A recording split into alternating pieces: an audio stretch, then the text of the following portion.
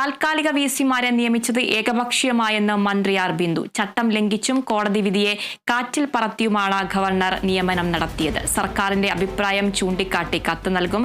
സർക്കാർ നൽകിയ പാനിൽ നിന്നും നിയമനം നടക്കുകയാണ് ജനാധിപത്യപരമായ മര്യാദയെന്നും മന്ത്രി പറഞ്ഞു. വീണ്ടും ഏകപക്ഷീയമായിട്ട് ഗവർണർ ഒരു നിയമനം നടത്തിയിരിക്കുകയാണ്. നിലവിലുള്ള ഏതെങ്കിലും യൂണിവേഴ്സിറ്റികളുടെ വൈസ് ചാൻസലർമാരെയോ അതല്ലെങ്കിൽ പ്രോ വിസിയെയോ അതുമല്ലെങ്കിൽ ഗവൺമെന്റിന്റെ റെക്കമെൻഡേഷൻ അനുസരിച്ച് ഗവൺമെന്റ് സെക്രട്ടറി ഉൾപ്പെടെയുള്ള നിർദ്ദേശങ്ങൾ അനുസരിച്ച് ആണ് ചെയ്യേണ്ടത് എന്ന് വളരെ വ്യക്തമായി ആക്ടിൽ പറയുന്നുണ്ട്. ആക്ടിൽ പറയുന്ന കാര്യങ്ങളെയും കോടതി വിധികളെയും ഒക്കെ കാറ്റിൽ പറത്തിക്കൊണ്ട് കോടതി വിധിയെ ശരിയായ രീതിയിൽ അല്ലാതെ വ്യാഖ്യാനിച്ചുകൊണ്ടാണ് ഇപ്പോൾ ഈ നിയമനം നടന്നിട്ടുള്ളത്.